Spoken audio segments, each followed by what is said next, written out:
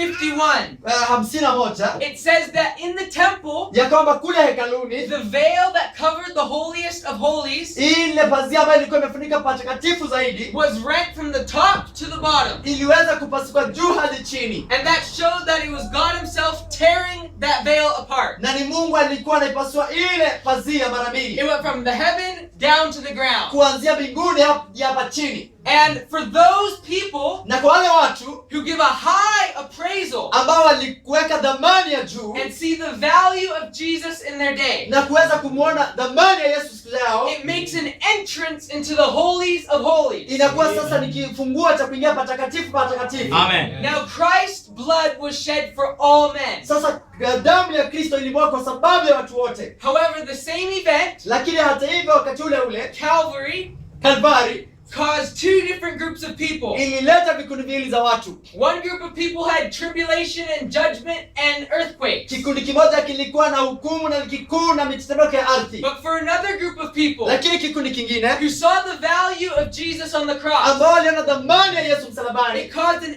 entrance and an opportunity ilikuwa ni mlango na nafasi into fursa the holiest of holies, ya kuingia patakatifu into a patakatifu, relationship with the Lord. kuweza kuwa na uhusiano na Mungu And ama na Bwana. the word, when it comes across the pulpit, Na sasa neno linapokuja kwa madhabahu, it will do one of two things for you. itakuwa na jambo moja kati ya yale mawili kwako. It will either condemn you on the day of judgment, Italeta hukumu siku ya hukumu, or it will give you entrance into the presence of God. ama itakuwa ni mlango katika uwepo wa Bwana. It's your choice.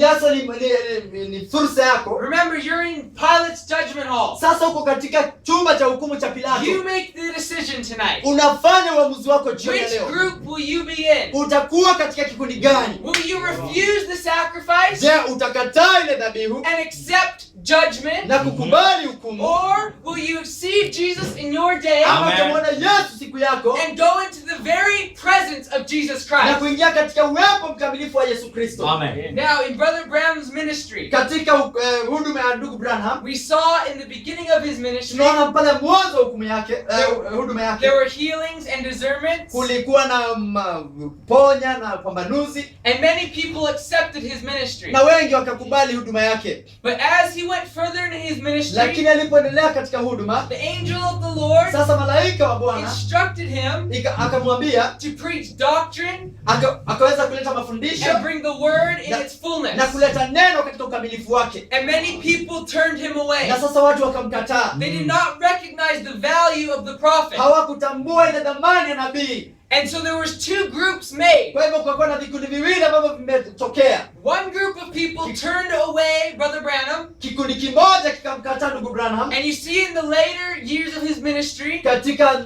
siku zake za mwisho za huduma yake, they would not invite him to speak. hata wangeweza kumkaribisha akaweza kuja kuleta neno. And he was not welcome. Hakuwa anakaribishwa.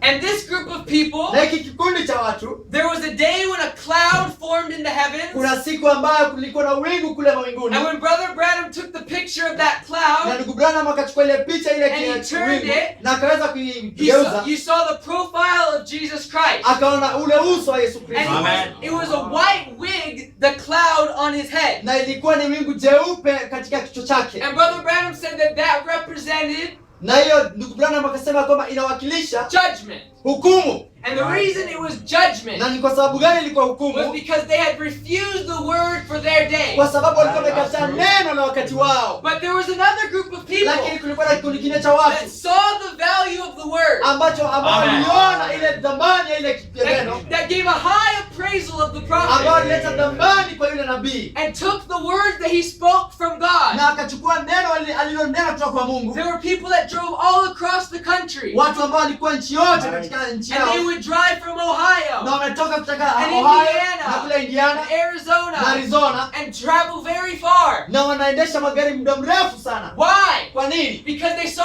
the value Kwa sababu waliona ile of getting dhamani to the prophet. ya kuweza Amen. kuendea And it nabii. was that group of Na ilikuwa people ni kikundi kile cha that watu received healing, ambao walipata that uponyaji, received revelation, walipata ufunuo, Amen. received inspiration. wakapata uvuvio. But that Amen. other group of Lakini people kile kikundi kingine that refused the word in their day wamekataa neno wakati wao, received judgment. wakapata Amen. hukumu.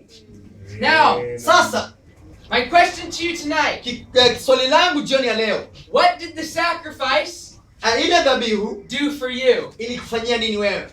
Did it just make you a good person? Je, ilikufanya tu kuwa mtu mwema? Did it just make you come to church? Ikifanya ukuje kanisani? If that's all it did for you, Kama ni hivyo tulifanya kwako, you are not receiving the full benefit haupati ile matunda ama faida of the sacrifice. ya ile dhabihu. Just like the Jews, Kama tu wale Wayahudi they did not receive the pardon hawakupata ile msamaha, and thus had judgment. na hivyo ndio hukumu ikakuja. You have missed the real value Sasa umekosa ile thamani of the message and Jesus Christ. ya ujumbe na Yesu Kristo. Now we're just setting a little foundation. Sasa ni msingi tunaweka. An appraisal, Sasa ile kuweka dhamani from the same person, kutoka kwa mtu mmoja can vary. yaweza It kutofautiana, can be different yaweza kuwa tofauti based upon a person's surroundings. ikiwa na ile mazingira ambayo yule mtu yuko ndani yake. For instance, Kwa mfano, we have a jacket right here. kuna Oh, did I take it away? That's all right. That's all right. ni sawa tu. So if I had a jacket Kama ningekuwa na lile koti and it was very hot, na kulikuwa na wewe, dhamani yako kwa ile jacket might be very low yaweza ikakuwa ya chini sana, because you don't feel like you need the jacket. kwa sababu hauhisi kana kwamba unahitaji koti. So if it was 30 degrees Celsius in this room Sasa ingekuwa ni 30 degrees hapa and I was trying to sell this, na najaribu kuuza hii, it might be very cheap. yaweza kuwa ya dhamani ya chini sana, You might value it ya waweza kuidhamanisha at just a couple hundred shillings. pengine shilingi kidogo tu sana. But now the same person, Lakini huyo mtu tena, if it was very cold in this room, ingekuwa kwa baridi sana katika hii chumba, if it was 0 degrees Celsius, kama ingekuwa katika vipimo vya zero, suddenly their value of the jacket hata hivyo ile koti would be yenyewe raised very high. itakuwa tena ya juu sana. And that is the same way it is today. Na hivyo ndivyo ilivyo jioni ya leo. I pray that we would not Naweza nikaomba kwamba tusiwe have the word available tukiwa na neno likitusaidia, but think that we're okay. wakati mambo iko sawa. But then when a tragedy happens, Okay, tuseme kwamba neno litusaidia wakati mambo iko sawa, lakini wakati kuna mambo ya dharura, we suddenly realize that we need Jesus. sasa ndio wakati tunatambua kwamba tunamhitaji Yesu. We ought to recognize the value Tunafaa kutambua ile dhamani of the word ya neno and appraise the sacrifice na kuleta dhamani kwa hiyo dhabihu appropriately vile inavyostahili before tragedy strikes. kabla ya wakati wa dharura. That way we have word laid up in due season, food. Na ndio sababu tuna chakula kinachofaa wakati tunapostahili kwa majira. Now if you were in the desert Sasa ungekuwa kule nyikani and it was very, very hot, na kuna joto sana, just a little bit of water, sasa maji tu kidogo you would value very, very high. ingekuwa ya dhamani sana kwako. Now right now, Sasa wakati kama huu, you might not value this very much. sasa hii maji haina dhamani sana kwako, You're not very thirsty. kwa sababu hausihisi kiu sana. You have plenty of water. Sasa kuna maji ya kutosha.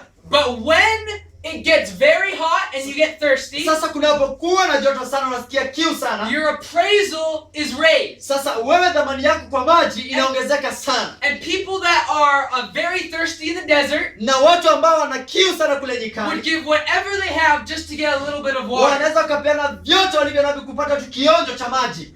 And so we do not want to Na sio hatutaki have the word, which is water, sasa tukue na neno ambalo ni maji so available to us today ikiwa iko kwetu sana wakati wa leo, and reject it because we don't feel we need it, na tukatae kwa sababu tunahisi ya kwamba tuhitaji, only to learn later on na tukuje kujua baadaye that we kwamba are in a dry and thirsty land tuko Amen. katika nchi ambayo Amen. where ni no nyika, water is. maji yalipo. We ought to recognize the value Tunafaa kutambua of dhamani the word. ya maji.